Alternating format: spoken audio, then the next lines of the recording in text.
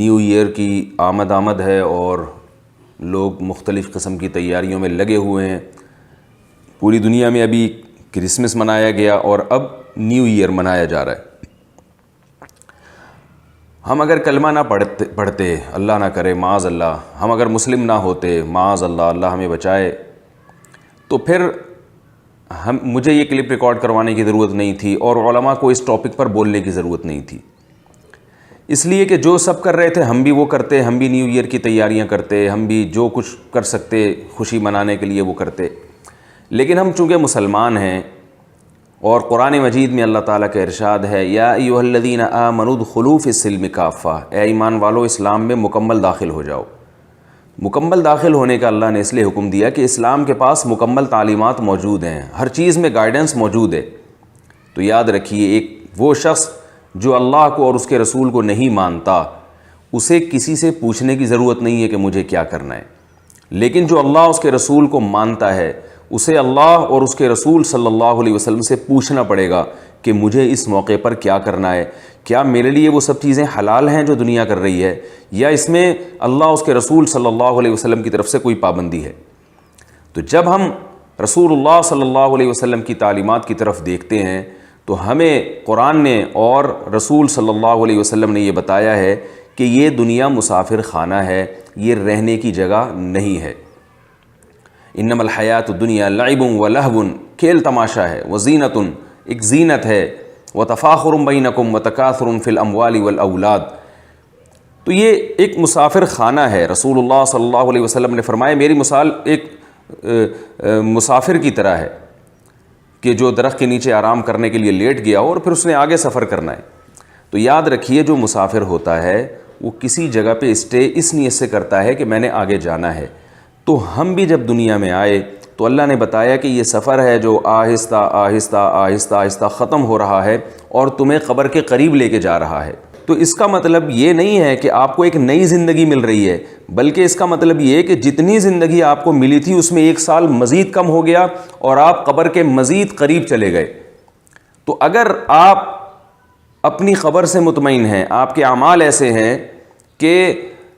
آپ کو یقین ہے کہ نبی صلی اللہ علیہ وسلم کی تعلیمات کے مطابق وہ قبر جو ہے روضۃ من ریاض الجنہ ہے، وہ جنت کے باغوں میں سے ایک باغ ہے، تو آپ خوش ہوں. لیکن وہ نئے سال کی آمد پہ نہیں، پھر آپ کو ویسے ہی اطمینان ہونا چاہیے. اور قرآن مجید میں اللہ تعالیٰ فرماتے ہیں کہ ان الذین قالوا ربنا اللہ ثم استقاموا تتنزل علیہم الملائکۃ الا تخافوا ولا تحزنوا،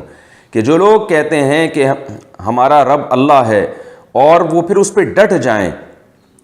اعمال اور ایمان میں مضبوطی دکھائیں، تو فرشتے ان کے دل پہ نازل ہو کے ان کو خوشخبریاں دیتے رہتے ہیں کہ اللہ تخافوا، خوف نہ کرو، موت عن قریب آئے گی اور تمہیں ان دنیا کے جھمیلوں سے نکال کے جنت کی یعنی بہشت کے باغات میں اور جنت کے باغات میں داخل کر دے گی. تو یہ فرشتے کوئی سال کی ابتدا میں نہیں آتے، یہ ہر وقت ان کو تسلی اللہ کی طرف سے ملتی رہتی ہے اور وہ خوش رہتے ہیں.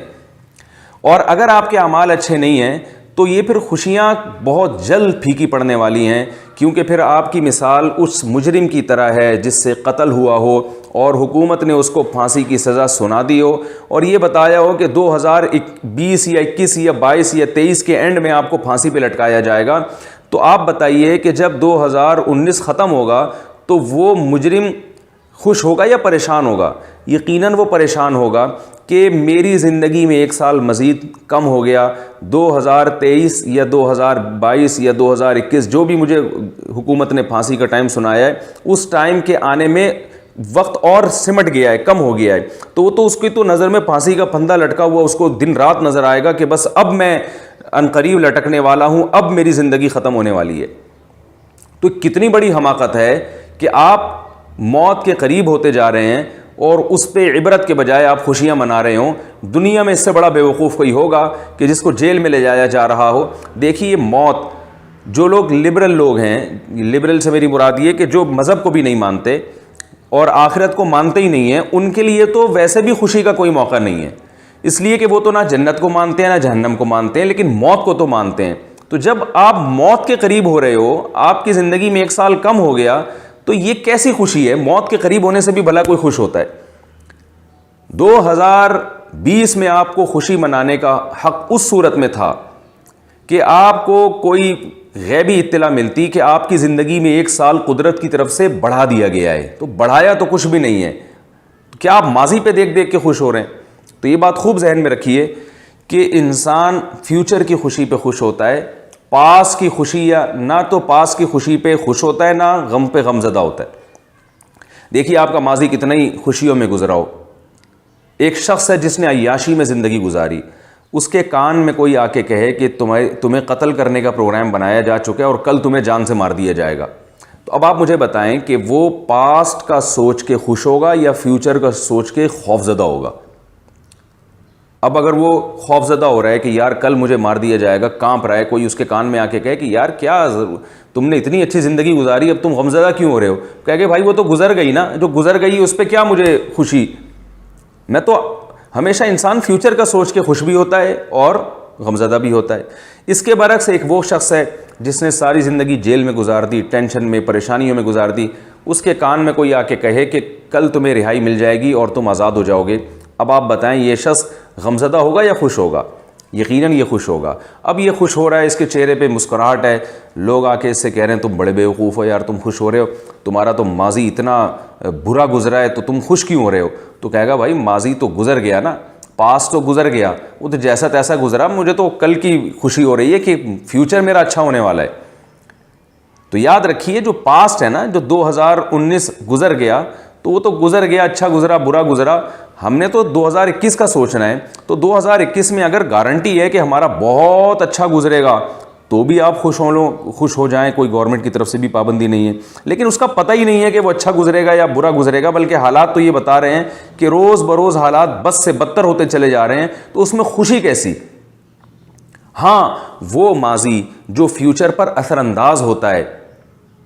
اس ماضی کی خوشی سے انسان خوش ہوتا ہے۔ مثال کے طور پر آپ نے ماضی میں تیاری بہت اچھی کی ہے، آپ نے امتحان کے لیے تیاری بہت اچھی کی ہے، اب فیوچر میں آپ کو پتہ ہے کہ رزلٹ اناؤنس ہوگا اور میں تیاری اتنی اچھی کر چکا ہوں کہ رزلٹ میرا اچھا آئے گا، تو اس پاس کو سوچ کے آپ خوش ہوں گے، اس لیے کہ افیکٹ کر رہا ہے یہ فیوچر پہ۔ تو ایسا پاس جو فیوچر پہ افیکٹ کر رہا ہو اس کی خوشی سے انسان خوش ہوتا ہے اور اس کے غم سے انسان کو غم ہوتا ہے، لیکن محض فیوچر کا سوچ کے دنیا میں کوئی بھی خوش نہیں ہوتا۔ یہی برتھ ڈے کا حال ہے کہ آپ کی زندگی میں 1 سال کم ہو جاتا ہے، موت کے آپ قریب ہو جاتے ہیں، آپ کیک کاٹ کے خوش ہو رہے ہوتے ہیں، پتہ نہیں کس بات کی آپ کو خوشی ہو رہی ہے۔ تو لوگ یہ بھی اعتراض کرتے ہیں بھائی اگر کوئی خوشی کی کوئی لاجک نہیں بھی ہے تو خوش ہونے دو لوگوں کو، کیوں علماء لوگوں کی خوشیوں میں رکاوٹیں ڈالتے ہیں؟ ہم یہ کہتے ہیں کہ آپ کو خوش ہونے پر گورنمنٹ کی طرف سے اور اللہ کی طرف سے کوئی پابندی نہیں ہے، لیکن خوش ہونے کے لیے اور دیگر بہت ساری چیزیں ایسی ہیں جن کی کوئی لاجک بنتی ہے، ان پہ خوش ہوں گے تو بات بنے گی، اپنا مذاق نہیں اڑوائیں گے آپ عقل مندوں کی نظر میں۔ اس کی مثال ایسے ایک آدمی بیٹھے بیٹھے بلا وجہ ہنس رہا ہو، آپ آ کے اس سے پوچھتے ہیں کہ بھائی کیوں ہنس رہا ہے، وہ جواب میں کہتا ہے ویسے ہی ہنس رہا ہوں خوش ہونے کے لیے، تو آپ اس کو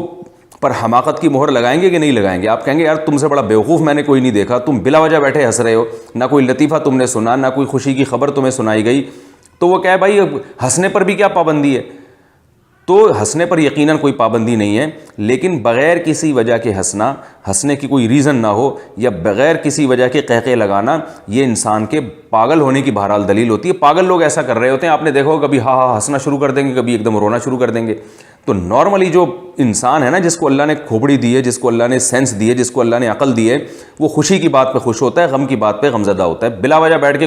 ایسے ہی نہیں ہوتا کہ وہ بلا وجہ بیٹھ کے ہنس رہا ہے۔ تو یہ جو سال کی ابتدا ہے، یہ خوشی منانے کا کوئی موقع نہیں، یہ پاگلوں کے کام ہے، احمقوں اور بیوقوفوں کے کام